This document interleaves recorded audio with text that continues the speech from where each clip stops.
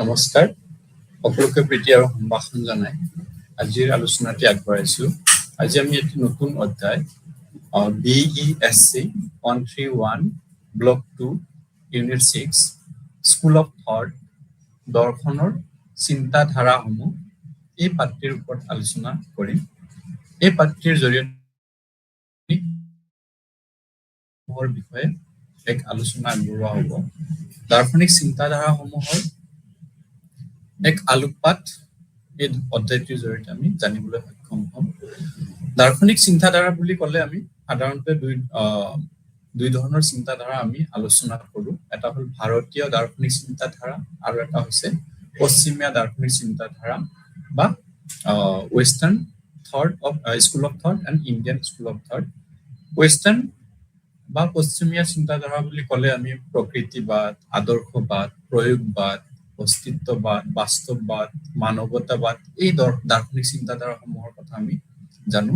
আৰু যদি ভাৰতীয় দৰ্শনসমূহৰ কথা কোৱা যায় তেতিয়াহ'লে আমি সংখ্যা, ন্যায়, বৈশেষিকা, তেনেকুৱা ধৰণৰ যোগ, তেনেকুৱা ধৰণৰ দাৰ্শনিক চিন্তাধাৰাসমূহৰ বিষয়ে আমি আলোচনা কৰিম। এই পাঠ্যত মূলত আমি পশ্চিমীয়া দৰ্শনৰ দৃষ্টিভংগীসমূহ বা চিন্তাধাৰাসমূহ আমি ইয়াতে আলোচনা কৰিম। এই পাঠ্যৰ জৰিয়তে দৰ্শন আৰু শিক্ষাৰ মাজৰ কেনেকুৱা ধৰণৰ এক সম্পৰ্ক, সেই সম্পৰ্কটো আলোকপাত কৰা হ'ব। বিভিন্ন দাৰ্শনিক চিন্তাধাৰাসমূহে শিক্ষাৰ ক্ষেত্ৰত কেনেদৰে প্ৰভাৱ বিস্তাৰ কৰিবলৈ সক্ষম হৈছে, শিক্ষাৰ লগত কেনেকুৱা ধৰণৰ সম্পৰ্ক, সেই সম্পৰ্কটো এই অধ্যায়টোৰ জৰিয়তে আমি জানিবলৈ সক্ষম হ'ম। আমি আগতে পাই আহিছো যে দৰ্শন আৰু শিক্ষা দুটা একেটা মুদ্ৰাৰ ইপিঠি সিপিঠি বুলি আমি ক'ব পাৰো, কাৰণ এটা অবিহনে আনটো কেতিয়াও পূৰ্ণতা লাভ কৰিব নোৱাৰে। দৰ্শন অবিহনে শিক্ষা অস্তিত্ব বা অচল হৈ থাকে, অস্তিত্বহীন হয়। ঠিক তেনেকে শিক্ষা অবিহনে দৰ্শনৰ কোনো ধৰণৰ কাৰ্যকাৰিতা নাথাকে, অৰ্থাৎ এটা আনটোৰ পৰিপূৰক হিচাপে কাম কৰে, এটা আনটোৰ পূৰ্ণতা লাভ কৰাত সহায় কৰে। গতিকে সেইকাৰণে দৰ্শন আৰু শিক্ষাৰ মাজৰ সম্পৰ্কটোক আমি একেটা মুদ্ৰাৰ ইপিঠি সিপিঠি বুলি অভিহিত কৰো বা আলোচনা কৰো। দৰ্শনক ইয়াতে কোৱা হৈছে কি যে শিক্ষাৰ বিভিন্ন দিশসমূহৰ পথ প্ৰদৰ্শন কৰে দৰ্শনে।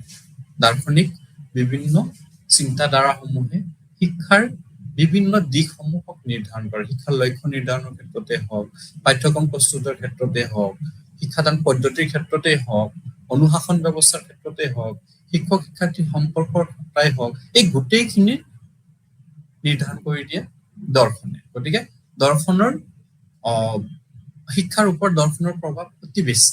দৰ্শন অবিহনে শিক্ষা কেতিয়াও কি কৰিব নোৱাৰে, পূৰ্ণতা লাভ কৰিব নোৱাৰে। তাৰপিছত এই অধ্যায়টিৰ জৰিয়তে আমি আৰু কিছুমান কথা জানিবলৈ সক্ষম হ'ম, যেনেকে ভাৰতীয় আৰু পাশ্চাত্য চিন্তাধাৰাৰ কথা কোৱা হৈছে। তাৰপিছত শৈক্ষিক আধাৰ, প্ৰতিটো শৈক্ষিক তত্ত্ব একোটা বিশিষ্ট দৰ্শনৰ ওপৰত প্ৰতিষ্ঠিত। যিমানখিনি শিক্ষাৰ তত্ত্ব আছে, শিক্ষাৰ তত্ত্বসমূহ একোটা দৰ্শনৰ ওপৰত প্ৰতিষ্ঠিত হয়। যেনেকে আমি শিক্ষাৰ ক্ষেত্ৰত, শিক্ষাৰ লক্ষ্য নিৰ্ধাৰণৰ ক্ষেত্ৰত আমি কেইবাটাও দিশ চাওঁ, যেনেকে শিক্ষাৰ ব্যক্তিকেন্দ্ৰিক লক্ষ্য, সমাজকেন্দ্ৰিক লক্ষ্য বা গণতান্ত্ৰিক লক্ষ্য, বৃত্তিমুখী লক্ষ্য, এই গোটেইখিনি একোটা দাৰ্শনিক দৃষ্টিভংগীৰ আধাৰত প্ৰতিষ্ঠিত। শিক্ষাৰ ব্যক্তিকেন্দ্ৰিক লক্ষ্য যেনেকে প্ৰকৃতিবাদৰ দ্বাৰা প্ৰতিষ্ঠিত, শিক্ষাৰ সমাজকেন্দ্ৰিক লক্ষ্য প্ৰয়োগবাদৰ দ্বাৰা প্ৰতিষ্ঠিত, শিক্ষাৰ উদাৰনৈতিক লক্ষ্য আকৌ আদৰ্শবাদৰ দ্বাৰা প্ৰতিষ্ঠিত। গতিকে এনেকুৱা ধৰণৰ প্ৰত্যেকটো শিক্ষাৰ প্ৰায়োগিক দিশসমূহ একোটা দাৰ্শনিক দৃষ্টিভংগীৰ আধাৰত কি হয়, প্ৰতিষ্ঠিত হয়। গতিকে এই দিশৰ পৰা আমি ক'ব পাৰো যে দৰ্শন আৰু শিক্ষাৰ মাজত এক ওতঃপ্ৰোত সম্পৰ্ক আছে, এক এৰাব নোৱাৰা সম্পৰ্ক আছে। এটা আনটোৰ অবিহনে কেতিয়াও পূৰ্ণতা লাভ কৰিব নোৱাৰে।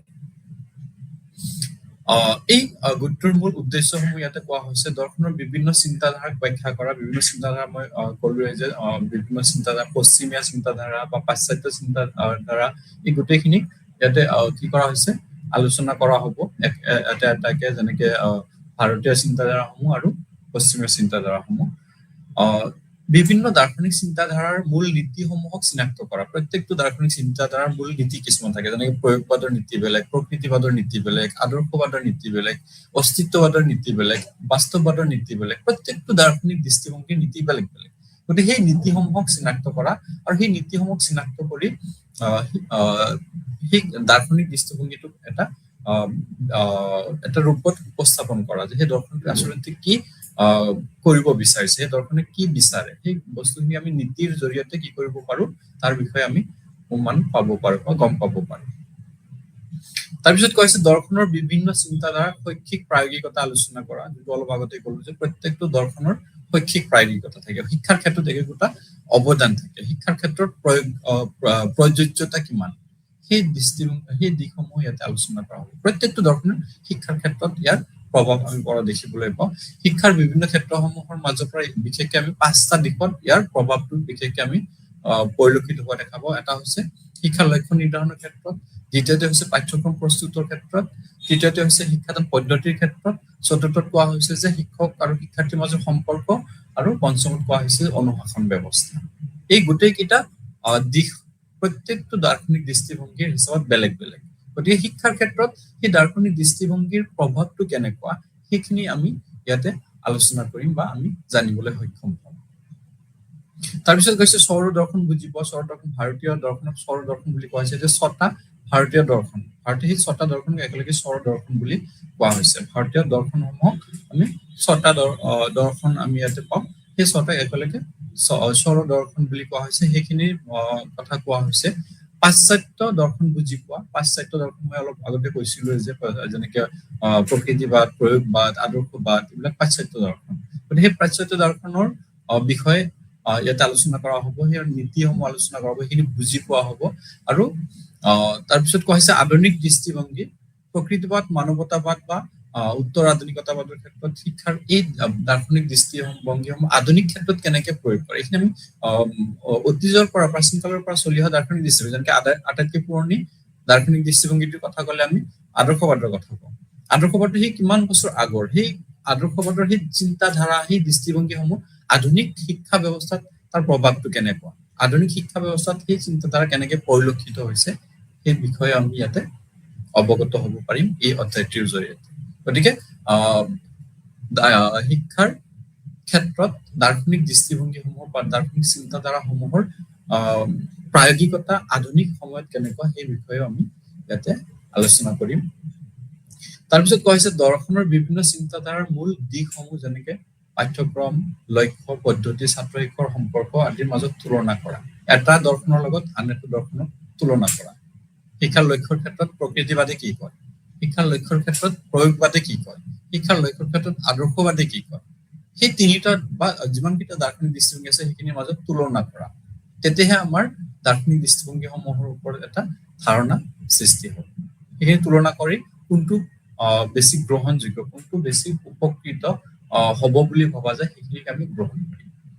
ঠিক তেনেকে শিক্ষাৰ পাঠ্যক্ৰমৰ ক্ষেত্ৰতে কোৱা হৈছে, পাঠ্যক্ৰমৰ ক্ষেত্ৰত তুলনা কৰা, ছাত্ৰ শিক্ষকৰ সম্পৰ্কৰ ক্ষেত্ৰত কোনটো দৰ্শনে কেনেকুৱা ধৰণৰ দৃষ্টিভংগী আগবঢ়াইছে সেইখিনি, তাৰপিছত অনুশাসন ব্যৱস্থা সম্পৰ্কে কোনটো দৰ্শনে কেনেকুৱা ধৰণৰ দৃষ্টিভংগী আগবঢ়াইছে সেইখিনি, এই গোটেইখিনি তুলনামূলক ভাৱে ইয়াতে আলোচনা কৰা হ'ব। তেতিয়া আমাৰ দাৰ্শনিক দৃষ্টিভংগীসমূহৰ ওপৰত এটা ধাৰণা মনত গঢ় লৈ উঠে।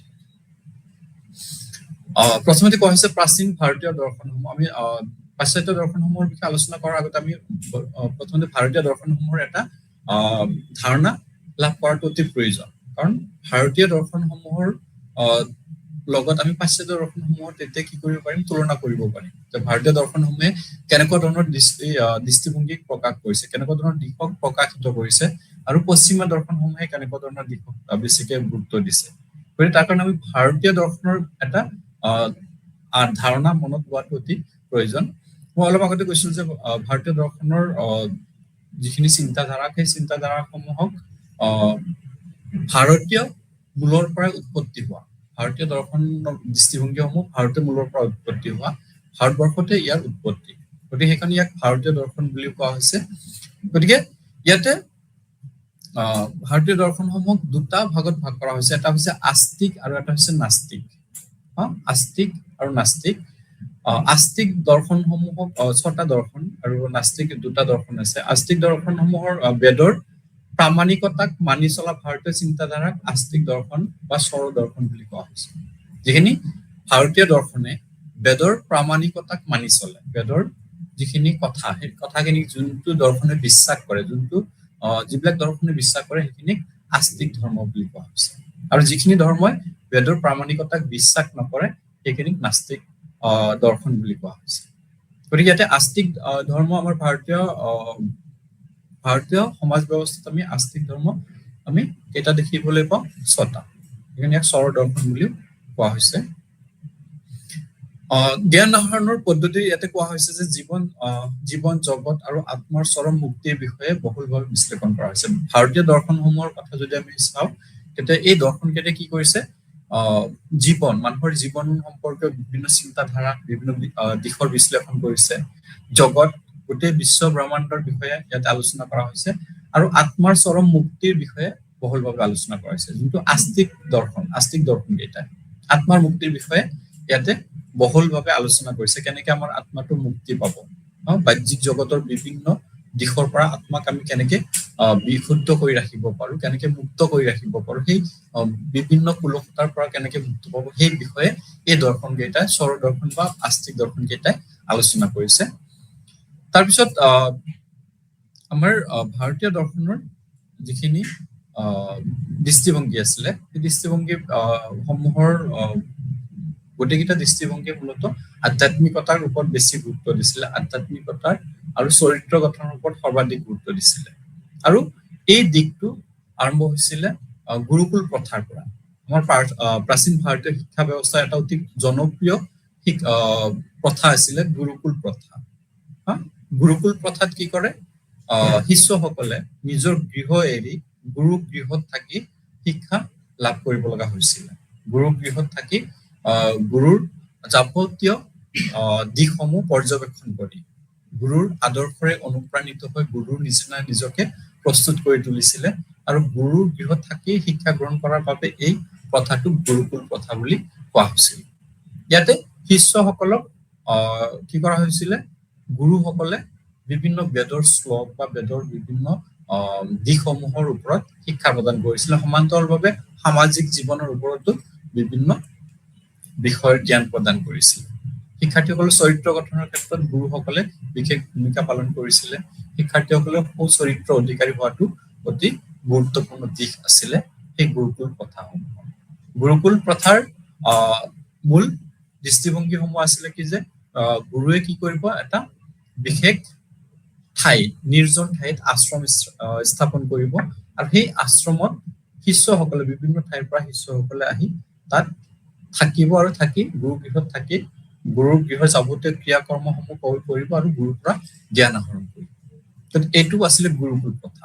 গুৰুকুল প্ৰথা এটা হেৰি দিয়া হৈছে এনেকে, এইটো গুৰুৱে এনেকে থাকিব আৰু শিষ্যসকলে গুৰুৰ নিৰ্দেশনা অনুসৰি যাৱতীয় ক্ৰিয়াকৰ্মসমূহ কৰিব আৰু জ্ঞান আহৰণ কৰিব।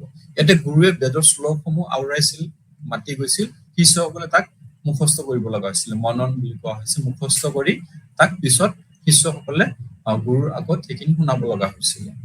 গতিকে এই প্ৰথাত আমাৰ ভাৰতীয় শিক্ষা ব্যৱস্থা প্ৰাচীন কালৰ পৰা পৰিচালিত হৈছিলে। এতিয়া স্বৰ দৰ্শনৰ কেইটা ইয়াতে কোৱা হৈছে, স্বৰ দৰ্শন কেইটা কি কি ইয়াতে দিয়া হৈছে যে সংখ্যা বা সাংখ্য, যোগ, সাংখ্য দৰ্শন, যোগ দৰ্শন, ন্যায় দৰ্শন, বৈশেষিক দৰ্শন। এই দৰ্শন কেইটাই আৰু দুটা আছে, পিছত পাম এইখিনি। এই গোটেইকেইটা আস্তিক দৃষ্টিভংগী বিশ্বাস কৰে। সংখ্যা, মহৰ্ষি কপিলি এই দৰ্শনৰ কি কৰিছিলে? আৰম্ভ কৰিছিলে। এই দৰ্শনৰ মূল ব্যক্তি আছিলে, মূল প্ৰবক্তা আছিলে মহৰ্ষি কপিল। কপিল নামৰ এগৰাকী মহৰ্ষি আছিলে এই দৰ্শনৰ মূল মানুহ বা গোটেই চিন্তাধাৰাক বিকশিত কৰা ব্যক্তি। ইয়াতে প্ৰকৃতি আৰু পুৰুষ নামৰ দুটা কথাৰ ব্যাখ্যা কৰিছিল। প্ৰকৃতি মানে ভৌতিক জগত, যোনটো বাহ্যিক জগত, আৰু পুৰুষ মানে ইয়াতে চেতনা, মানুহৰ যোনটো চেতনা ভাৱ, এই ভাৱটোক ব্যক্ত কৰিছিল। অৰ্থাৎ বাহ্যিক পৰিৱেশৰ বা প্ৰকৃতিৰ আধাৰত সচেতনভাৱে মানুহে ক্ৰিয়াকৰ্ম কৰিব লাগে, মানুহৰ ক্ৰিয়াকৰ্মত অংশগ্ৰহণ কৰিব লাগে। প্ৰকৃতিক অনুসৰণ কৰি প্ৰাকৃতিক পৰিৱেশৰ মাজত থাকি প্ৰাকৃতিৰ নিয়ম কানুনৰ মাজত থাকি সচেতনভাৱে কাম কৰিব লাগে। তাৰপিছত যোগ দৰ্শন মহৰ্ষি পতঞ্জলি আমি সকলোৱে জানো, পতঞ্জলিয়ে যোগ দৰ্শনক কি কৰিছিলে, আগবঢ়াইছিলে। এই যোগ দৰ্শনৰ জৰিয়তে এটা সময়ত গোটেই ভাৰতবৰ্ষত কি কৰা হৈছিলে, মানুহৰ বিভিন্ন দিশসমূহক নিয়ন্ত্ৰণ কৰিবৰ কাৰণে বিভিন্ন উপায় উদ্ভাৱন কৰা হৈছিলে। বৰ্তমান সময়ত আমি যোগ দৰ্শনৰ প্ৰায়োগিকতা গোটেই বিশ্বত আমি দেখিবলৈ পাওঁ। যোগৰ ওপৰত বিভিন্ন গৱেষণা হৈ আছে, বিভিন্ন গৱেষণাৰ পিছত বিভিন্ন দেশে ইয়াক কি কৰিছে, প্ৰয়োগ কৰি আছে। বৰ্তমান সময়ত যোগ দৰ্শন বা যোগৰ ওপৰত বহুত বহলভাৱে চিন্তা চৰ্চা কৰি থকা হৈছে। গতিকে যোগ দৰ্শনত 8টা যোগৰ কথা কোৱা হৈছিলে, অষ্টাংগ যোগ যাক কোৱা হৈছে। মানুহৰ আত্মিক মুক্তিৰ বাবে এই 8টা যোগৰ সহায়ত আমি কি কৰিব পাৰো, মুক্তি লাভ কৰিব পাৰো। যোগ দৰ্শন কি কৈছিলে, ন্যায় আৰু বৈশেষিক ন্যায় দৰ্শন মহৰ্ষি গৌতমে ইয়াক কি কৰিছিলে, আগবঢ়াইছিলে।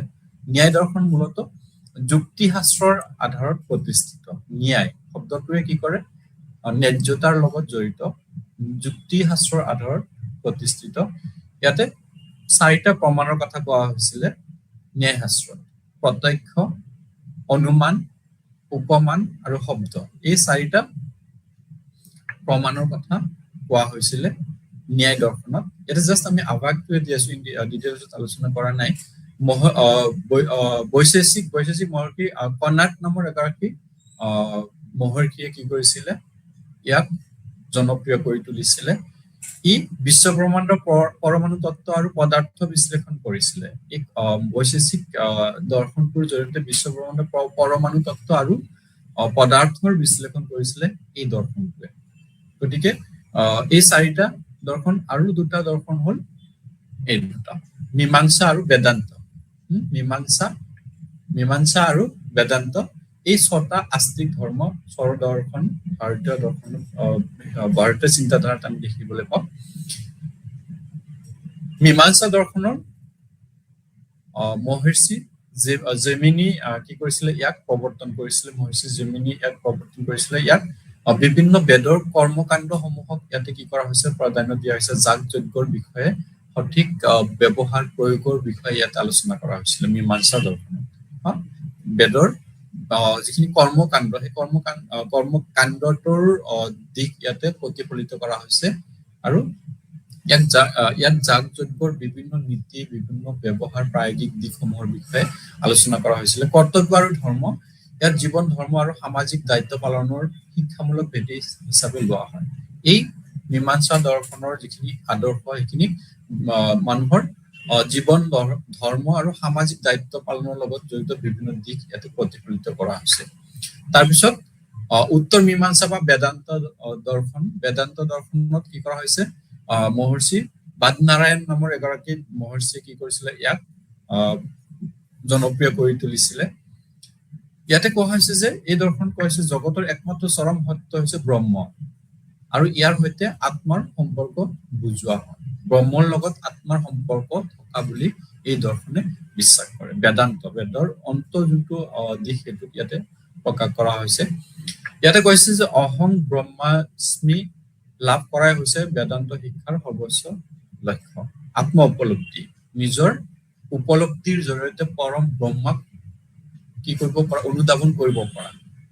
নিজৰ ক্ৰিয়াকৰ্মৰ জৰিয়তে পৰম ব্ৰহ্মাক অনুধাৱন কৰিব পৰাটো হৈছে আত্ম উপলব্ধি বা পৰম লক্ষ্য।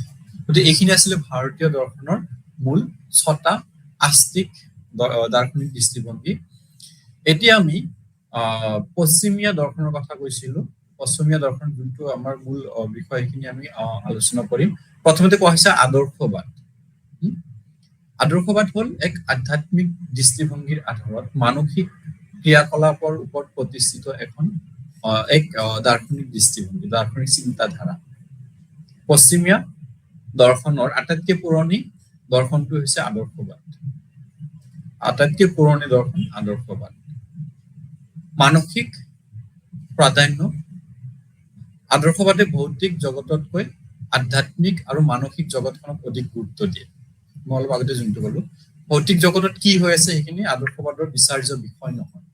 আদৰ্শবাদে আধ্যাত্মিকতাৰ দিশৰ আৰু মানসিকতাৰ দিশৰ ওপৰতে বেছি গুৰুত্ব দি গোটেই দিশখিনিক পৰ্যবেক্ষণ কৰে। আধ্যাত্মিকতা হৈছে কোনো এটা বস্তুৰ উপস্থিতি অবিহনে যেতিয়া আমি সেই বস্তুটোৰ বিষয়ে সেই দিশটোৰ বিষয়ে আমি যেতিয়া চিন্তা চৰ্চা কৰো সেইটো হৈছে আধ্যাত্মিকতা। যেনেকে আমি ভগৱানক কোনেও দেখা নাই কিন্তু ভগৱানৰ বিষয়ে আমি বিভিন্ন চিন্তা চৰ্চা কৰো, ভগৱানক উপাসনা কৰো, ভগৱানক আমি প্ৰাৰ্থনা কৰো, সেইটো হৈছে আধ্যাত্মিকতা। অৰ্থাৎ কোনো এটা বস্তুৰ উপস্থিতি অবিহনে যেতিয়া সেই বস্তুটোক আমি কল্পনাৰ মাজত লৈ আমি সেই বস্তুটোৰ বিষয়ে চিন্তা চৰ্চা কৰো সেইটো হৈছে আধ্যাত্মিকতা। আৰু সেই আধ্যাত্মিকতা দিশটো সম্পূৰ্ণৰূপে আমাৰ মনৰ লগত সংলগ্ন হৈ থকা এটা দিশ। ই বাহ্যিক দিশক প্ৰভাৱিত কৰিব নোৱাৰে। মনৰ লগত সংলগ্ন হৈ থকা এটা দিশ হৈছে আধ্যাত্মিকতা। আৰু আদৰ্শবাদে সেই আধ্যাত্মিকতাৰ ওপৰত গুৰুত্ব দি কি কৰে বিভিন্ন দিশ বিশ্লেষণ কৰে। আদৰ্শবাদে আত্মাৰ অস্তিত্বৰ কথা বিশ্বাস কৰে। আদৰ্শবাদৰ মতে আত্মাৰ কি নাই, বিনাশ নাই, ই অবিনাশ। আত্মাৰ কেতিয়াও মৃত্যু নহয়, কেতিয়াও বিনাশ নহয়, বৰং আত্মাৰ সৈতে আদৰ্শবাদে কি কৰে চিন্তা চৰ্চা কৰে। আদৰ্শবাদৰ পুনৰ্জন্মক বিশ্বাস কৰে আদৰ্শবাদে। যোনটো এক কথাত ক'ব লাগে আদৰ্শবাদ আৰু আমাৰ ধৰ্মীয় যিখিনি চিন্তাধাৰা ধৰ্মীয় দিশসমূহৰ মাজত বহুতখিনি মিল আছে আদৰ্শবাদৰ লগত। আদৰ্শবাদ ধৰ্মীয় ক্ৰিয়াকৰ্ম দ্বাৰা বহুতখিনি আমি মিল পাওঁ আদৰ্শবাদৰ লগত। যিখিনি ধৰ্মীয় ক্ৰিয়া প্ৰত্যেকটো ধৰ্মৰ যিখিনি ক্ৰিয়াকৰ্ম সেই প্ৰত্যেকটো ধৰ্মৰ ক্ৰিয়াকৰ্মসমূহ আদৰ্শবাদৰ লগত বহুতখিনি মিল থকা আমি দেখিবলৈ পাওঁ। কাৰণ ধৰ্মীয় ক্ৰিয়াকৰ্মসমূহ আধ্যাত্মিকতাৰ আধাৰত প্ৰতিষ্ঠিত, ধৰ্মীয় ক্ৰিয়াকৰ্মসমূহ মানসিক দিশটোকে প্ৰভাৱিত কৰে। গতিকে আদৰ্শবাদে আধ্যাত্মিকতাৰ ওপৰত বিশ্বাস কৰে, আত্মাৰ অস্তিত্বৰ কথা বিশ্বাস কৰে আৰু পূৰ্ব নিৰ্ধাৰিত কিছুমান নীতি নিয়ম, যিখিনি নীতি নিয়ম কেতিয়াও পৰিৱৰ্তন কৰিব নোৱাৰি, fixed rule regulation, fixed idea, আদৰ্শ, নিৰ্ধাৰিত আদৰ্শক বিশ্বাস কৰে। আদৰ্শবাদৰ মতে আদৰ্শ কেতিয়াও পৰিৱৰ্তন হ'ব নোৱাৰে, কেতিয়াও চেঞ্জ হ'ব নোৱাৰে। গতিকে আদৰ্শবাদ হ'ল এক আধ্যাত্মিকতাৰ আধাৰত প্ৰতিষ্ঠিত চিন্তাধাৰা যিয়ে মানসিক ক্ৰিয়াকৰ্মক বিশেষকে পৰ্যালোচনা কৰে, মানসিক ক্ৰিয়াকৰ্মক প্ৰাধান্য দি বিভিন্ন দিশ বিশ্লেষণ কৰে। আদৰ্শবাদৰ কথা ক'বলৈ যাওঁতে আমি এটা বস্তু চাব লাগিব, চিৰন্তন মূল্যবোধ। চিৰন্তন মূল্যবোধ, চিৰন্তন মূল্যবোধ বুলি কোৱা কথাষাৰ ইয়াতে কোৱা হৈছে চিন্তা আৰু ধাৰণাই চিৰন্তন আৰু অপৰিৱৰ্তনীয় বস্তুৰ নশ্বৰ ৰূপত সত্য নহয়। ইয়াতে কোৱা হৈছে যে চিৰন্তন আৰু অপৰিৱৰ্তনীয়। এইখিনি চিৰন্তন মূল্যবোধ মানে যিখিনি চিৰন্তন, যিখিনি কেতিয়াও পৰিৱৰ্তন নহয়, অপৰিৱৰ্তনীয়। এইটো সত্যম শিৱম সুন্দৰম তেনেকুৱা ধৰণৰ কিছুমান দিশ বিশ্বাস কৰে। সত্যম শিৱম সুন্দৰম সেই দিশসমূহক ইয়াতে বিশ্বাস কৰে। এইখিনি চিৰন্তন মূল্যবোধ বুলি ভাবে, চিৰন্তন মূল্যবোধ যি কেতিয়াও পৰিৱৰ্তন নহয়। গতিকে আদৰ্শবাদৰ মতে চিৰন্তন মূল্যবোধ আছে আৰু সেই চিৰন্তন মূল্যবোধ কেতিয়াও পৰিৱৰ্তন হ'ব নোৱাৰে। আদৰ্শবাদৰ মূল প্ৰবক্তাসমূহৰ কথা যদি ক'বলৈ যাওঁ, চক্ৰেটিছ, প্লেটো, হেগেল, এইবিলাক আছিলে কি আদৰ্শবাদৰ প্ৰধান সমৰ্থক। আদৰ্শবাদক জনপ্ৰিয় কৰি তোলাত, আদৰ্শবাদক অধিক জনপ্ৰিয় কৰি তোলাৰ ক্ষেত্ৰত এই দাৰ্শনিকসকলে বিশেষ ভূমিকা পালন কৰিছে। সিহঁতৰ চিন্তাধাৰাত ক্ৰিয়াকৰ্মত আমি আদৰ্শবাদৰ বিভিন্ন দিশ প্ৰতিফলিত হোৱা দেখিবলৈ পাওঁ।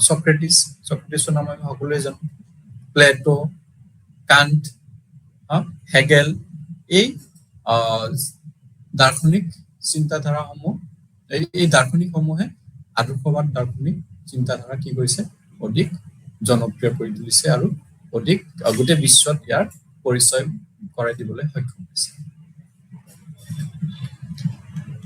আদৰ্শবাদৰ মূল নীতিসমূহ, এতিয়া আদৰ্শবাদৰ মূল নীতিসমূহৰ জৰিয়তে আমাৰ আদৰ্শবাদৰ বিষয়ে এটা ধাৰণা, স্পষ্ট ধাৰণা গঢ় লৈ উঠিব। প্ৰথমতে কৈছে বস্তুতকৈ আদৰ্শৰ ওপৰত অধিক গুৰুত্ব প্ৰদান কৰে। আদৰ্শবাদী কি কৰে, বস্তুতকে আদৰ্শৰ ওপৰত বেছি গুৰুত্ব দিয়ে। আদৰ্শবাদৰ মতে আদৰ্শই মেইন, বস্তু ক্ষণস্থায়ী, এই বিনাশ হৈ যাব।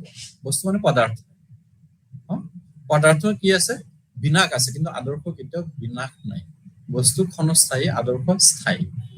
সেইকাৰণে আদৰ্শবাদে কি কৰে, বস্তুতকে আদৰ্শৰ ওপৰত অধিক গুৰুত্ব আৰোপ কৰে, অধিক গুৰুত্ব প্ৰদান কৰে। বস্তুৰ দিশটোক সিহঁতে বেছি গুৰুত্ব নিদিয়ে, আদৰ্শগত দিশটোকে বেছি গুৰুত্ব দিয়ে। চিৰন্তন মূল্যবোধক বিশ্বাস, যোনটো আমি অলপ আগতে পালো, চিৰন্তন মূল্যবোধ, কিছুমান মূল্যবোধ যিখিনি চিৰন্তন, যি কেতিয়াও পৰিৱৰ্তন নহয়, চিৰ যুগৰ কাৰণে চলি থাকে, চিৰন্তন। যেনেকে সত্যম শিৱম সুন্দৰম, তেনেকুৱা ধৰণৰ কিছুমান দিশ সিহঁতে চিৰন্তন মূল্যবোধ বুলি বিশ্বাস কৰে। আৰু সেই চিৰন্তন মূল্যবোধৰ আধাৰত আদৰ্শবাদে গোটেই বিশ্ব ব্ৰহ্মাণ্ডৰ পৰিচালনাৰ এক সমাধান সূত্ৰ বিচাৰিব। গোটেই বিশ্ব ব্ৰহ্মাণ্ডৰ সমাধান সূত্ৰ বিচাৰি উলিয়াই এই চিৰন্তন মূল্যবোধসমূহৰ ওপৰত ভিত্তি কৰি। তাৰপিছত পৰম শক্তিৰ দ্বাৰা বিশ্বজগত পৰিচালিত, আদৰ্শবাদে বিশ্বাস কৰে গোটেই বিশ্ব ব্ৰহ্মাণ্ডখন পৰম শক্তিৰ দ্বাৰা পৰিচালিত হৈ আছে, যাক আমি সুপ্ৰিম ডিভাইন বুলি কওঁ। সুপ্ৰিম ডিভাইন, পৰম শক্তি, ব্ৰহ্মা, যাক আমি এক কথাত ব্ৰহ্মা বুলি কওঁ। ব্ৰহ্মাই কি কৰিছে, গোটেই বিশ্ব ব্ৰহ্মাণ্ডখন পৰিচালনা কৰি আছে, সেই কথাটো আদৰ্শবাদী বিশ্বাস কৰে। যোনটো আমি দৰ্শনৰ ধৰ্মীয় দিশটোত আমি এইটো পাওঁ, প্ৰত্যেক ধৰ্মৰ মতে এজন সুপ্ৰিম কি থাকে, শক্তি থাকে, আৰু সেই শক্তিটো পৰিচালনা কৰা বুলি বিশ্বাস কৰে। ঠিক তেনেকে আদৰ্শবাদী সেই কথাটো বিশ্বাস কৰে যে গোটেই বিশ্ব ব্ৰহ্মাণ্ডখন কি কৰি আছে, এখন পৰম শক্তিৰ দ্বাৰা পৰিচালিত হৈছে, আৰু সেই পৰম শক্তিৰ অধিকাৰী ব্যক্তিজন হল পৰম ব্ৰহ্মা। ব্ৰহ্মাই এইখিনি নিয়ন্ত্ৰণ কৰি আছে। গতিকে পৰম শক্তিক বিশ্বাস কৰে আদৰ্শবাদী। তাৰপিছত আদৰ্শবাদী আৰু কোৱা হৈছে আত্মিক জগতক অধিক গুৰুত্ব। আদৰ্শবাদী কি কৰে, আত্মিক জগতখনক অধিক বেছি গুৰুত্ব প্ৰদান কৰে। আত্মিক, আত্মাৰ লগত জড়িত কাৰুকাৰ্যসমূহ, দিশসমূহ, যিখিনি আমাৰ আত্মাৰ লগত জড়িত, সেই জগতখনক বেছি গুৰুত্ব দিয়ে। আধ্যাত্মিক জগতখনক, আধ্যাত্মিক জগত যিখিনি আমাৰ চিন্তাধাৰা, আদৰ্শৰ লগত সংলগ্ন হোৱা এক মানসিক জগত। গতিকে আদৰ্শবাদৰ নীতিসমূহৰ এইটো এটা দিশ যে ই আধ্যাত্মিক দিশটোক বেছি গুৰুত্ব দিয়ে। তাৰপিছত আদৰ্শবাদৰ মতে আদৰ্শ অপৰিৱৰ্তিত বুলি বিশ্বাস কৰে। ইয়াতে বিশ্বাস কৰে আদৰ্শ অপৰিৱৰ্তিত, যি কেতিয়াও পৰিৱৰ্তন হব নোৱাৰে। আদৰ্শসমূহ ফিক্সড, ই পৰিৱৰ্তন হব নোৱাৰে, অপৰিৱৰ্তিত, অপৰিৱৰ্তিত ৰূপত থাকে। প্ৰত্যেকটো আদৰ্শ স্থায়ী, ইয়াক আমি পৰিৱৰ্তন কৰিব নোৱাৰো, সেইটো বিশ্বাস কৰে। ইয়াৰ উপৰি আদৰ্শবাদে আৰু পুনৰ জন্মক বিশ্বাস কৰে। আদৰ্শবাদৰ মতে প্ৰত্যেকজন মানুহ কি কৰে, মৃত্যুৰ পিছত আকৌ জন্ম লাভ কৰে, পুনৰ জন্মক বিশ্বাস কৰে আদৰ্শবাদে, যোনটো আমি ধৰ্মীয় ক্ষেত্ৰতো দেখিবলৈ পাওঁ। আদৰ্শবাদে কি কৰে, সকলোবোৰ দিশ পৰিচালনাৰ ক্ষেত্ৰত পৰম ব্ৰহ্মাই কি কৰে, গোটেইখিনি বস্তুক নিয়ন্ত্ৰণ কৰা বুলি বিশ্বাস কৰে। যিমানখিনি কাৰ্য হৈ থাকে, যিমানখিনি গোটেই বিশ্বত এক্টিভিটিজ হৈ থাকে, গোটেইখিনি পৰম ব্ৰহ্মাই নিয়ন্ত্ৰণ কৰে বা তাক পৰিচালনা কৰি আছে, সেইখিনি বিশ্বাস কৰে। গতিকে আদৰ্শবাদৰ এই নীতিসমূহৰ দ্বাৰা এইটো বস্তু আমি গম পাওঁ যে আদৰ্শবাদ হৈছে সম্পূৰ্ণৰূপে এক আধ্যাত্মিকতাৰ ওপৰত প্ৰতিষ্ঠিত দাৰ্শনিক চিন্তাধাৰা, যি মানসিক ক্ৰিয়াকলাপক বেছি গুৰুত্ব দিয়ে, মনোজগতক বেছি গুৰুত্ব দিয়ে। বাহ্যিক জগতখন এই দৰ্শনৰ বিচাৰ্য বিষয় নহয়। মনোজগত আৰু আত্মিক জগতখন হৈছে ইয়াৰ বিচাৰ্য বিষয়। আধ্যাত্মিকতাৰ দিশটো বিশ্লেষণ কৰা হৈছে আদৰ্শবাদৰ মূল নীতি। আদৰ্শবাদৰ মতে কিছুমান পূৰ্ব নিৰ্ধাৰিত আদৰ্শৰ আধাৰতে আমি নিজকে পৰিচালিত কৰিব লাগে। সেই আদৰ্শসমূহ অপৰিৱৰ্তিত, যাক কেতিয়াও পৰিৱৰ্তন কৰিব নোৱাৰো। আদৰ্শবাদৰ মতে আত্মা অমৰ, আত্মা কেতিয়াও বিনাশ হব নোৱাৰে। ই বিভিন্ন সময়ত বিভিন্ন ৰূপ লৈ পৃথিৱীত আহে। কেতিয়াবা মানুহৰ ৰূপ লৈ কেতিয়াবা বেলেগ কিবা ৰূপ লৈ আহিব পাৰে গতিকে বিভিন্ন সময়ত বিভিন্ন চাইকেলত বিভিন্ন চক্ৰত বেলেগ বেলেগ ৰূপ লৈ আত্মাই পৃথিৱীত আহা বুলি বিশ্বাস কৰে গতিকে এইখিনি হ'ল আদৰ্শবাদৰ নীতি এতিয়া আদৰ্শবাদ শিক্ষা আদৰ্শবাদক আমি ভাৱবাদ বুলিও কওঁ আদৰ্শবাদক ভাৱবাদ বুলিও কোৱা হয় ভাৱ মানে চিন্তাধাৰা ভাবা যে কওঁ আমি চিন্তাধাৰা ভাবি থকা যোনটো ভাবি থকাটো কি টোটেলি এটা মানসিক কাৰ্য সেইকাৰণে আদৰ্শবাদক ভাৱবাদ বুলিও কোৱা হয় শিক্ষাৰ লক্ষ্যৰ ক্ষেত্ৰত কি কি কথা কয় আদৰ্শবাদে সেইখিনি ইয়াতে কোৱা হৈছে প্ৰথমতে কোৱা হৈছে যে ব্যক্তিৰ সৰ্বাংগীন বিকাশ আদৰ্শবাদে ব্যক্তিৰ সৰ্বাংগীন বিকাশৰ কথা কয় শিক্ষাৰ্থীৰ মানসিক নৈতিক আৰু সুপ্ত আধ্যাত্মিক গুণসমূহৰ পূৰ্ণ বিকাশ ঘটোৱাটো আদৰ্শবাদৰ মতে শিক্ষাৰ লক্ষ্য হ'ব সেই শিক্ষাৰ প্ৰায়োগিক দিশৰ কথা যে আমি আলোচনা কৰিছো যে বিভিন্ন দৰ্শনিক শিক্ষাৰ প্ৰায়োগিক দিশ সম্পৰ্কে কি কি চিন্তাধাৰা আগবঢ়ায় ইয়াতে আদৰ্শবাদে কি কৈছে যে শিক্ষাৰ জৰিয়তে শিক্ষাৰ্থীৰ মানসিক নৈতিক আৰু সুপ্ত আধ্যাত্মিক গুণসমূহৰ পূৰ্ণ বিকাশ ঘটোৱাটো শিক্ষাৰ লক্ষ্য হ'ব লাগে শিক্ষাৰ লক্ষ্য হ'ব লাগে শিক্ষাৰ্থীৰ আধ্যাত্মিক দিশৰ বিকাশ ঘটোৱা মানসিক দিশৰ বিকাশ ঘটোৱা নৈতিক দিশৰ বিকাশ ঘটোৱা এই দিশসমূহৰ বিকাশ হলে সেই ব্যক্তিজন কি কৰিব পাৰে নিজকে এজন পাৰফেক্ট ব্যক্তি হিচাপে নিজকে প্ৰতিষ্ঠিত কৰিব পাৰিব তাৰপিছত কোৱা হৈছে যে চিৰন্তন মূল্যবোধ লাভ শিক্ষাৰ জৰিয়তে সেই চিৰন্তন মূল্যবোধ যেনেকে সত্যম শিৱম সুন্দৰম সেইখিনি প্ৰাপ্তি কৰিব লাগিব সত্যম মানে ট্ৰুথ সত্য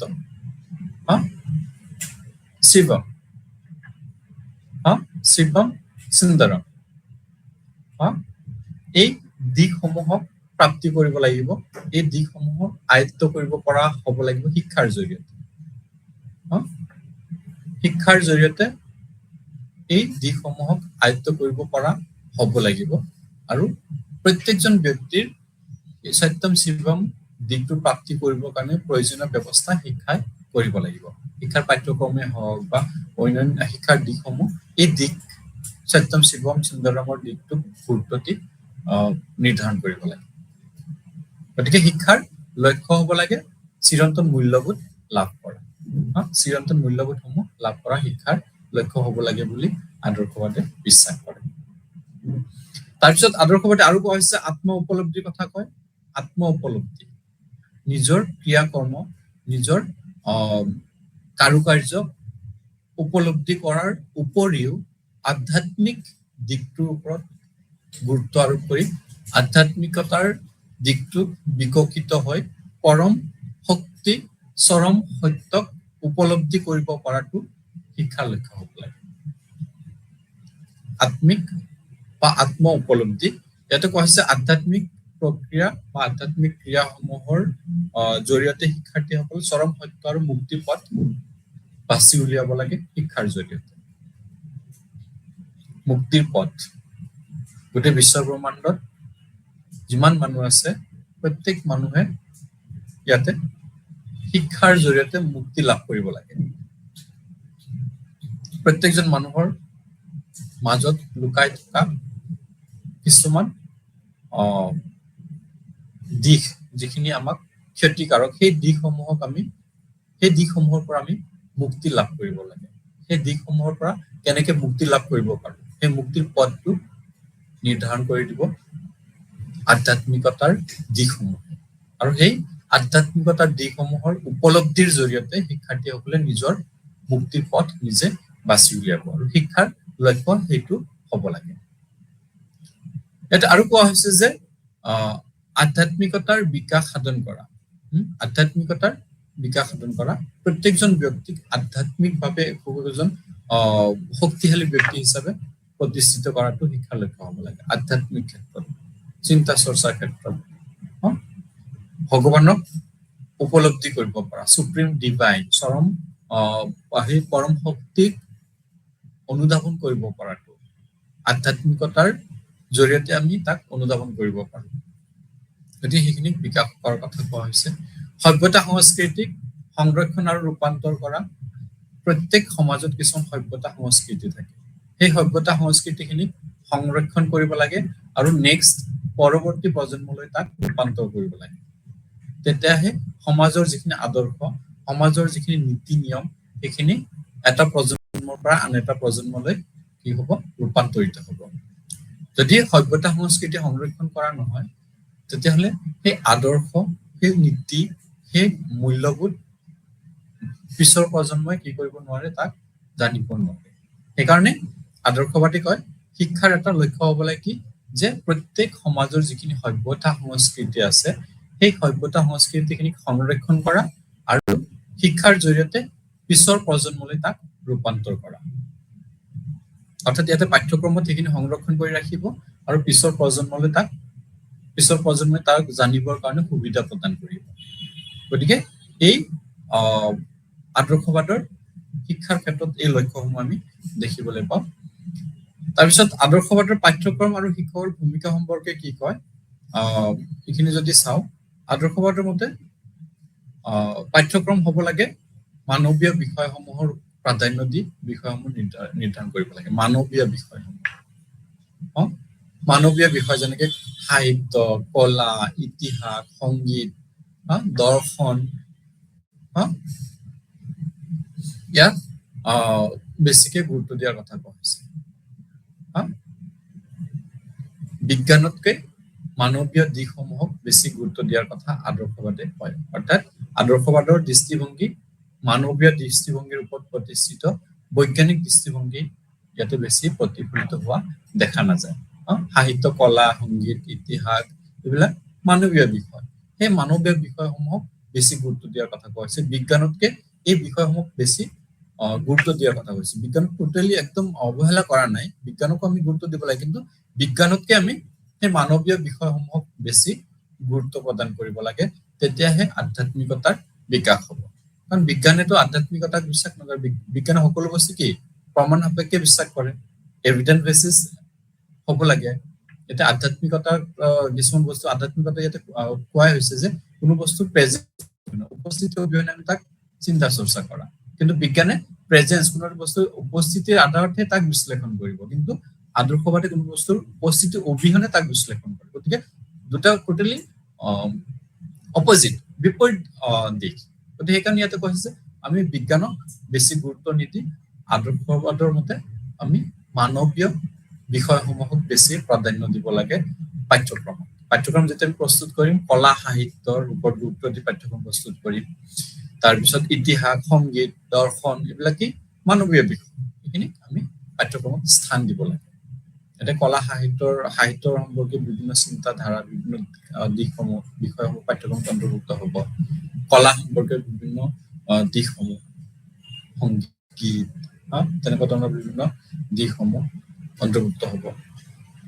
তাৰপিছত শিক্ষকৰ ভূমিকাৰ সম্পৰ্কে ইয়াতে কোৱা হৈছে যে শিক্ষকৰ ক্ষেত্ৰত কোৱা হৈছে যে আদৰ্শবাদী শিক্ষকক সৰ্বোচ্চ স্থানত অৱতীৰ্ণ কৰাইছে। শিক্ষকক সুপ্ৰিম পাৰ্চনেলিটি বা এটা সুউচ্চ স্থানত অধিকাৰী কৰা স্থান দিছে আদৰ্শবাদী।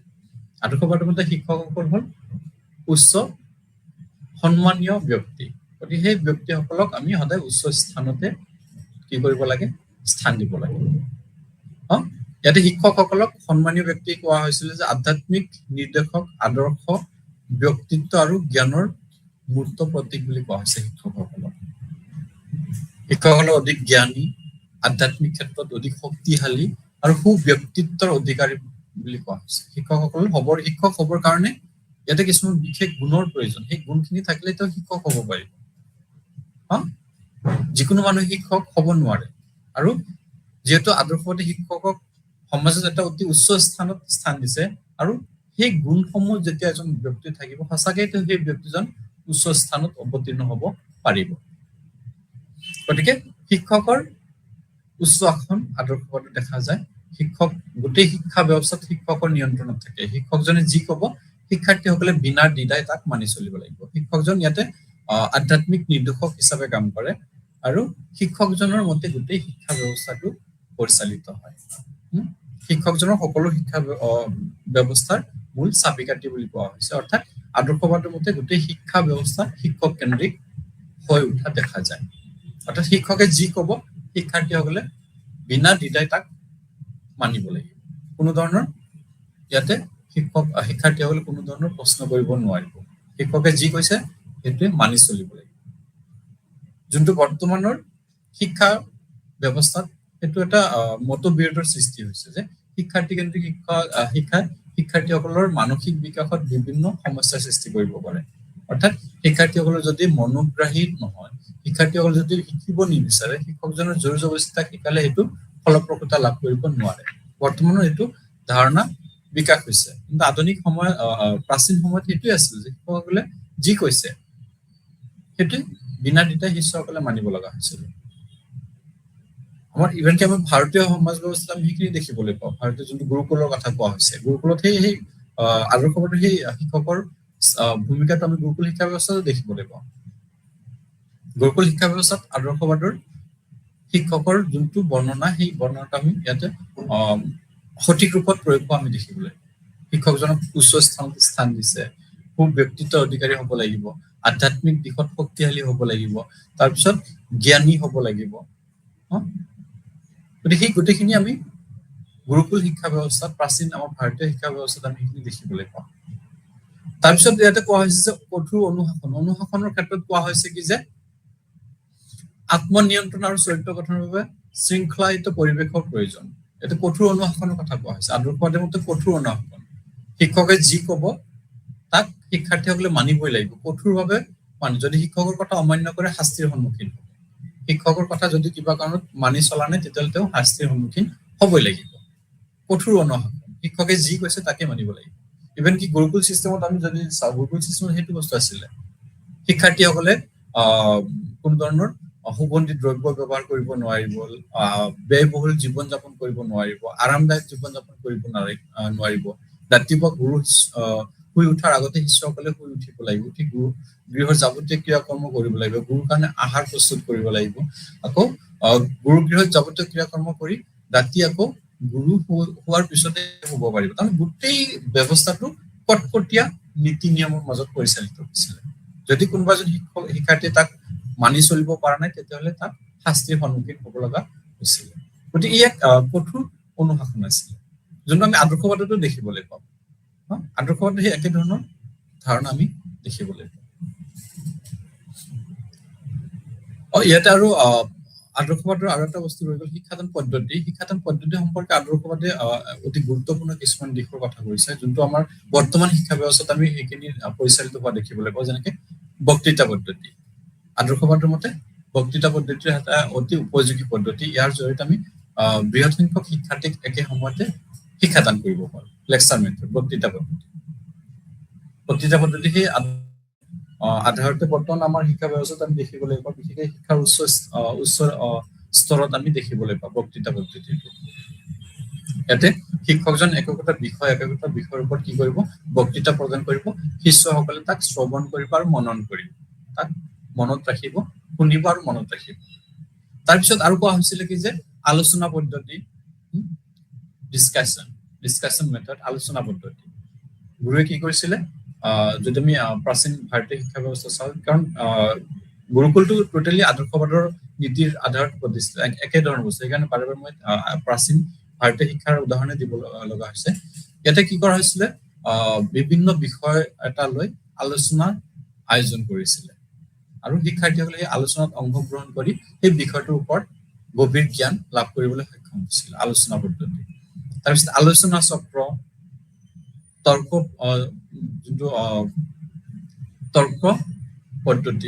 পদ্ধতিৰ জৰিয়তে ইয়াতে কি কৰা হৈছিল, ডিবেট, যাক আমি ডিবেট কওঁ, তৰ্ক পদ্ধতিৰ জৰিয়তে শিক্ষাৰ্থীসকলক বিভিন্ন বিষয়ৰ ওপৰত জ্ঞান প্ৰদান কৰা হৈছিল। গতিকে এই গোটেই ব্যৱস্থাটো আমি আদৰ্শবাদত দেখিবলৈ পাওঁ। তাৰপিছত আহিল বাস্তৱবাদ, ৰিয়েলিজিম। বাস্তৱবাদ শব্দ চয়ন কৰিলে দেখা যায় গ্ৰীক শব্দ ৰেছ আৰু ৰেছৰ পৰা উৎপত্তি হৈছে, যাৰ অৰ্থ হৈছে অবজেক্ট মানে বস্তু। যদি আমি ইয়াৰ শব্দ চয়ন কৰো, গ্ৰীক শব্দ ৰেছৰ পৰা অহা বুলি কওঁ ৰিয়েলিজিমটো, যাৰ অৰ্থ হৈছে অবজেক্ট বা বস্তু। বস্তুগত জগতৰ সৈতে বাস্তৱবাদ জড়িত। বাস্তৱ মানে যোনটো ৰিয়েলিটি, যোনটো আমি চকুৰে দেখা পাইছো, কাণেৰে শুনা পাইছো, সেইটোৱে ৰিয়েল। ইয়াতে আধ্যাত্মিকতাৰ কোনো ধৰণৰ স্থান নাই। ৰিয়েলিজমৰ মতে আধ্যাত্মিকতাৰ কোনো স্থান নাই। আমি পঞ্চ ইন্দ্ৰিয়ৰ জৰিয়তে যিখিনি বস্তু দেখা পাইছো, যিখিনি বস্তু অনুধাৱন কৰিব পাৰিছো, যিখিনি বস্তুৰ পৰা আমি ইনফৰমেশ্যন পাইছো, সেইটোৱে ৰিয়েল। কাণেৰে যি শুনা পাইছে, জিভাৰে যি আমাক টেষ্ট দিছে, সোৱাদ দিছে, বা ছালেৰে যিটো আমি অনুভৱ কৰিছো, চকুৰে যি দেখা পাইছো, সেইবিলাকে সত্য, বস্তুগত, যোনটো আমাৰ চাৰিওফালে থকা বস্তুগত দিশটো ৰিয়েলিজমে ব্যাখ্যা কৰে বা বাস্তৱবাদে ব্যাখ্যা কৰে। বাস্তৱবাদৰ মতে বস্তুৱে হৈছে আমাৰ মূল বিচাৰ্য বিষয়। যোনটোক আমি দেখা পাইছো, যোনটো আমি শুনা পাইছো, সেইটোৱে মূল বিষয়।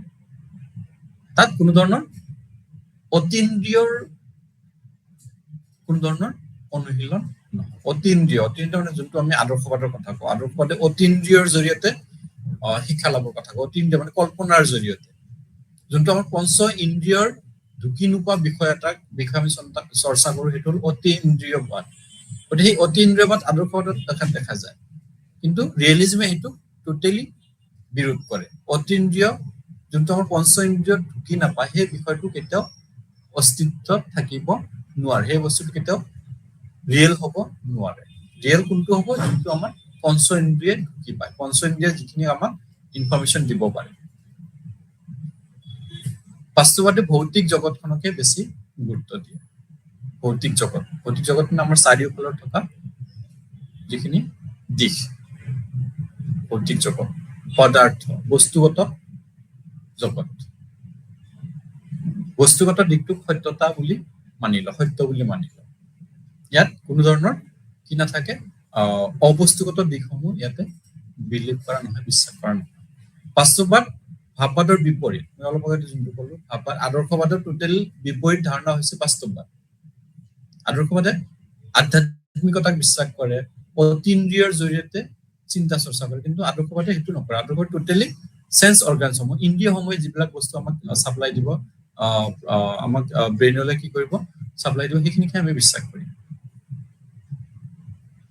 পঞ্চেন্দ্ৰৰ বাহিৰে কোনো বস্তু অস্তিত্ব থকা বুলি ইয়াতে বিশ্বাস নকৰে। ইয়াৰ মতে আমাৰ ইন্দ্ৰিয়ৰ অনুভৱ কৰা ভৌতিক জগতখনে একমাত্ৰ প্ৰকৃত সত্য জগত। আমাৰ ইন্দ্ৰিয়, যিটো মই বাৰে বাৰে কৈছো, পঞ্চ ইন্দ্ৰিয় অনুভৱ কৰা বাহ্যিক জগতখনে হৈছে প্ৰকৃত জগত। আভ্যন্তৰীণ জগতখনৰ কোনো অস্তিত্ব নাই। আমি আজি যি দেখি আছো, যি শুনি আছো, সেইটোৱে ৰিয়েল। ভৱিষ্যতত কি হ'ব সেইটো সিহঁতে বিশ্বাস নকৰে। ভৱিষ্যতক আদৰ্শবাদে সেইটো বিশ্বাস কৰে, পুনৰ জন্মক বিশ্বাস কৰে, পিছত এইটো জন্মৰ ক্ৰিয়াসমূহ পিছৰ জন্মত আমি তাৰ পৰিণতিটো ভুগিব লাগিব, সেইটো বিশ্বাস কৰে আদৰ্শবাদে। কিন্তু ৰিয়েলিজমে সেইটো বিশ্বাস নকৰে। ৰিয়েলিজমৰ মতে বৰ্তমান যি পৰিস্থিতিত আছো সেইটোৱে ৰিয়েল, পিছত কোনো ধৰণৰ হেৰি নাই। কাৰণ ইহঁতে আত্মাটোক এটা পদাৰ্থ বুলি ভাবে। বাস্তৱবাদে আত্মাটোকো এটা পদাৰ্থ বুলি ভাবে। মানুহৰ আত্মা হল এটা পদাৰ্থ, বস্তু, এটা বস্তু বুলি ভাবে। এই বস্তু যিমান দিন মানুহৰ শৰীৰত থাকে, ইমানখিনি মানুহৰ মূল্য থাকে। যেতিয়া মানুহৰ শৰীৰত নাথাকে, তেতিয়া সেই বস্তুৰ ভেলুলেছ হৈ যায়। সেইটো বিশ্বাস কৰে বাস্তৱবাদী। গতিকে ই একমাত্ৰ প্ৰকৃত সত্য হল যে আমাৰ ইন্দ্ৰিয়ই অনুভৱ কৰিব পৰা ভৌতিক জগতখনে হৈছে চৰম সত্য। তাৰ বাহিৰে কোনো সত্য থাকিব নোৱাৰে। কোনো সত্য আমি তাক যাচাই কৰিম কেনেকে? ইন্দ্ৰিয়সমূহৰ জৰিয়তে। যদি ইন্দ্ৰিয় সেই বস্তুটো ঢুকি পাইছে, তাক স্পৰ্শ কৰিব পাৰিছে, তাক অনুধাৱন কৰিব পাৰিছে, তেতিয়াহ'লে সেইটো সত্যতা আছে। তাৰপিছত জ্ঞান আমাৰ প্ৰধান ধাৰণাৰ ওপৰত নিৰ্ভৰশীল নহয়, বস্তুৰ অস্তিত্ব স্বতন্ত্ৰ আৰু বাস্তৱিক। কি হৈছে? জ্ঞান আমাৰ ধাৰণাৰ ওপৰত নিৰ্ভৰশীল নহয়। আমি যোনটো ধাৰণা কৰো যে এনেকুৱা এনেকুৱা এনেকুৱা, সেইটো জ্ঞান নহয়। এটা জ্ঞান প্ৰামাণিক, প্ৰমাণ সাপেক্ষ। ইন্দ্ৰিয়সমূহে সেই বস্তুটোৰ বিষয়ে আমাক তথ্য দিব লাগিব, তেতিয়াহে আমি তাক মানি লওঁ। যেতিয়ালৈকে তথ্য নাহে, যেতিয়া প্ৰমাণ নাপাওঁ, তেতিয়ালৈকে সেই বস্তুটো আমি ধাৰণাৰ ওপৰত কেতিয়াও জ্ঞান সৃষ্টি কৰিব নোৱাৰো। মই নিজে মনত ভাবি লোৱা দিশটো হল ধাৰণা। মই ধাৰণা কৰিলে এনেকুৱা এনেকুৱা, কিন্তু সেইটো সত্য নহয়। সত্য হবৰ কাৰণে তাক ইন্দ্ৰিয়ে ঢুকি পাব লাগিব, ইন্দ্ৰিয়ে তাক অনুধাৱন কৰিব পৰা হ'ব লাগিব, তেতিয়াহে সেই বস্তুটো জ্ঞানলৈ ৰূপান্তৰিত হ'ব। সেই কথাটো কৈছে, আমাৰ জ্ঞান আমাৰ ধাৰণাৰ ওপৰত নিৰ্ভৰশীল নহয়। বস্তুৰ অস্তিত্বৰ স্বতন্ত্ৰ আৰু বাস্তৱিক, এই তিনিটা দিশৰ ওপৰত জ্ঞান নিৰ্ভৰশীল। বস্তুৰ অস্তিত্ব আৰু বাস্তৱিক এই দিশসমূহৰ ওপৰত জ্ঞানৰ সৃষ্টি হয়। যোনটো বাস্তৱত আছে সেইটোৱে জ্ঞানৰ সৃষ্টি কৰিব। যোনটো বস্তুৰ অস্তিত্ব আছে সেই বস্তুটোৱে জ্ঞানৰ সৃষ্টি কৰিব। তাৰপিছত ইয়াতে কোৱা হৈছে যে বাস্তৱবাদৰ প্ৰধান দাৰ্শনিকসকল ইয়াতে কোৱা হৈছে এৰিষ্টটল। এৰিষ্টটলে কি কৰিছিলে, বাস্তৱবাদৰ ধাৰণাটো অধিক জনপ্ৰিয় কৰি তুলিছিলে। Objective concept, object related concept, বস্তু সম্পৰ্কীয় ধাৰণাক এৰিষ্টটলে বেছিকে প্ৰাধান্য দিছিলে। বস্তু সম্পৰ্কীয় ধাৰণাক বেছিকে প্ৰাধান্য দি গোটেই জ্ঞানৰ মূল উৎস কৰি তুলিছিলে বস্তু ভিত্তিক ধাৰণাক জনপ্ৰিয় কৰিছিলে এৰিষ্টটলে। বাস্তৱবাদৰ জনক বুলি গণ্য কৰা হয় এৰিষ্টটলক। ইয়াৰ উপৰিও ফ্ৰান্সিছ বেকন, জন লক আছিল ইয়াৰ অন্যতম পৃষ্ঠপোষক। ফ্ৰান্সিছ বেকন, জন লক এই দাৰ্শনিকসকলেও বাস্তৱবাদক কি কৰিছিলে, জনপ্ৰিয় কৰি তুলিছিলে, বাস্তৱবাদক সমৰ্থন কৰিছিলে, বাস্তৱবাদৰ ক্ৰিয়াকৰ্মক কি কৰিছিলে, বিশ্বাস কৰিছিলে। কিন্তু ইয়াৰ প্ৰধান পৃষ্ঠপোষক আছিলে, মূল পৃষ্ঠপোষক আছিলে এৰিষ্টটল। ইয়াৰ উপৰি ফ্ৰান্সিছ বেকন, জন লক এই দাৰ্শনিকসকলেও ইয়াৰ বিকাশৰ ক্ষেত্ৰত বিভিন্ন সময়ত বিভিন্ন ধৰণৰ অৱদান আগবঢ়োৱা আমি দেখিবলৈ পাওঁ। ইন্দ্ৰিয়ানুভূতি আৰু বৈজ্ঞানিক পৰ্যবেক্ষণ হৈছে জ্ঞান লাভৰ একমাত্ৰ উৎস। ইয়াতে কৈছে জ্ঞান লাভৰ মূল উৎসই হৈছে কি, ইন্দ্ৰিয় অনুভূতি আৰু বৈজ্ঞানিক পৰ্যবেক্ষণ। যোনটো আমি আদৰ্শবাদত পাইছিলো, আদৰ্শবাদে বৈজ্ঞানিক পৰ্যবেক্ষণক ইমান গুৰুত্ব দিয়াৰ কথা কোৱা নাছিলে, কিন্তু বাস্তৱতে সকলোবোৰ বস্তু বৈজ্ঞানিক পৰ্যবেক্ষণৰ আধাৰত হ'ব লাগে বুলি কৈছিলে। আৰু ইন্দ্ৰিয়ৰ জৰিয়তে, মই বাৰে বাৰে কৈছো, ইন্দ্ৰিয় যিখিনি ঢুকি পাব সেইখিনি হ'ল সত্য, সেইটো ৰিয়েল। পঞ্চ ইন্দ্ৰিয়ৰ জৰিয়তে বস্তুগত দিশটো, যোনটো বস্তু মেটাৰ, যোনটো বস্তু অস্তিত্ব আছে, সেইটোৱে হ'ল বাস্তৱ। আৰু জ্ঞান লাভৰ একমাত্ৰ উপায় দুটাকে কৈছে যে ইন্দ্ৰিয় অনুভূতি আৰু বৈজ্ঞানিক পৰ্যবেক্ষণ, এই দুটাৰ জৰিয়তে আমি জ্ঞান লাভ কৰিব পাৰো। বাস্তৱবাদৰ আৰু শৈক্ষিক লক্ষ্য, বাস্তৱবাদ আৰু শৈক্ষিক লক্ষ্য। বাস্তৱবাদে শিক্ষাৰ লক্ষ্যৰ ক্ষেত্ৰত কি কয় সেইখিনি যদি আমি চাওঁ, প্ৰথমতে কৈছে ব্যৱহাৰিক জীৱনৰ বাবে প্ৰস্তুতি। শিক্ষাৰ জৰিয়তে প্ৰত্যেকজন ব্যক্তিক ব্যৱহাৰিক জীৱনৰ কাৰণে প্ৰস্তুত কৰি তুলিব লাগে। তেওঁ নিজৰ সাংসাৰিক জীৱনত, ব্যৱহাৰিক জীৱনত নিজকে কি কৰি তুলিব লাগিব, পূৰ্ণ কৰি তুলিব লাগিব। ব্যৱহাৰিক জীৱনত প্ৰয়োজন হোৱা গুণ ৰাখি তেওঁ লাভ কৰিব লাগিব শিক্ষাৰ জৰিয়তে। শিক্ষাৰ লক্ষ্য হ'ব লাগে শিশুক বৰ্তমানৰ বাস্তৱ জগতৰ সফলতাৰ জীয়াই থকাৰ বাবে প্ৰস্তুত কৰা। বৰ্তমানৰ সময়ত কেনেকে তেওঁ সমাজত নিজকে তিষ্ঠি ৰাখিব, সফলভাৱে জীয়াই থাকিব, সেই সম্পৰ্কে প্ৰস্তুত কৰি তোলা। ভৱিষ্যতে মৃত্যুৰ পিছত কি হ'ব সেইটো ইয়াতে বিচাৰ নকৰে। বৰ্তমান ভালকে চলিবলৈ, বৰ্তমান সময়ৰ লগত ষ্ট্ৰাগল কৰা, সময়ৰ লগত সমাজজন কৰা, সময়ৰ লগত ব্যক্তিক খাপ খাব পৰাকে প্ৰস্তুত কৰি তোলা। মৃত্যুৰ পিছত কি হ'ব সেই বিষয়ে এতিয়া ক্ৰিয়াকৰ্ম ইয়াতে বিশ্বাস নকৰে, যোনটো আদৰ্শবাদে বিশ্বাস কৰে। বৰ্তমান জগতখনক ইয়াতে গুৰুত্ব দিয়া হয়। সেইকাৰণে শিক্ষাৰ লক্ষ্য হ'ব লাগে শিশুক বৰ্তমানৰ জগতৰ সফলতাৰ জীয়াই থকাৰ বাবে প্ৰস্তুত কৰি তোলা। এইটো এটা শিক্ষাৰ লক্ষ্য হ'ব লাগে। তাৰপিছত কৈছে বৈজ্ঞানিক দৃষ্টিভংগী, কুসংস্কাৰ আৰু কাল্পনিক চিন্তা এৰি বিজ্ঞানসন্মত পৰ্যবেক্ষণ আৰু যুক্তিক আঁকোৱালি লোৱাটো শিক্ষাৰ লক্ষ্য হ'ব লাগে। আমাৰ সমাজত প্ৰচলিত কুসংস্কাৰ, কাল্পনিক কিছুমান নীতি নিয়ম, কাল্পনিক কিছুমান চিন্তাধাৰা, সেইখিনি পৰিহাৰ কৰি সম্পূৰ্ণৰূপে বিজ্ঞানসন্মত পৰ্যবেক্ষণ আৰু যুক্তিৰ আধাৰত, আমি যোনটো বিশ্বাস কৰিম যুক্তিৰ আধাৰত তাক আমি বিশ্বাস কৰিব লাগে। যুক্তিৰ দ্বাৰা আমি তাক প্ৰতিষ্ঠিত কৰিব লাগে। যদি কোনো এটা বস্তু যুক্তিসন্মত নহয় তেতিয়াহ'লে আমি তাক এভইড কৰিব লাগে, তাক আমি গ্ৰহণ কৰিব নালাগে। আৰু বৈজ্ঞানিক পৰ্যবেক্ষণৰ জৰিয়তে আমি তাক বিশ্লেষণ কৰিব লাগে। গতিকে শিক্ষাৰ লক্ষ্য হ'ব লাগে, বাস্তৱবাদৰ মতে শিক্ষাৰ লক্ষ্য হ'ব লাগে যে সমাজত প্ৰচলিত কুসংস্কাৰ আৰু কাল্পনিক চিন্তাধাৰাসমূহ বাদ দি কিনে ত্যাগ কৰি সম্পূৰ্ণৰূপে বিজ্ঞানসন্মত আৰু যুক্তিৰ আধাৰত জ্ঞানৰ সৃষ্টি কৰা, শিক্ষাৰ্থীসকলক জ্ঞান প্ৰদান কৰা।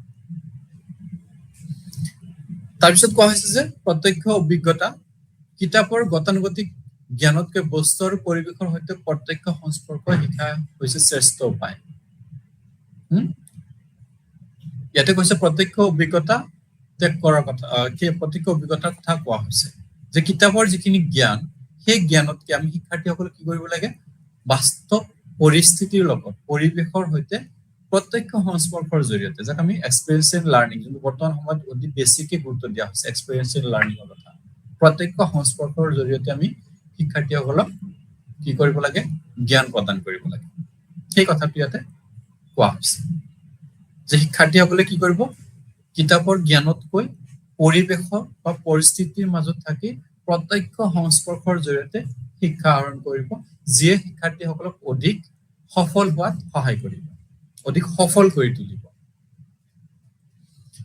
তাৰপিছত ইয়াতে কোৱা হৈছে সুখী আৰু সফল জীৱনলৈ আগুৱাই লৈ যোৱা প্ৰত্যেকজন ব্যক্তি সুখী আৰু সফল জীৱনৰ কাৰণে আগবাঢ়ি যাব লাগিব, সেইটো শিক্ষাৰ লক্ষ্য হ'ব লাগে। শিক্ষাৰ জৰিয়তে প্ৰত্যেকজন ব্যক্তিক সুখী কৰি তোলা, প্ৰত্যেকজন ব্যক্তিক সফল কৰি তোলা, সেইটো শিক্ষাৰ লক্ষ্য হ'ব লাগে।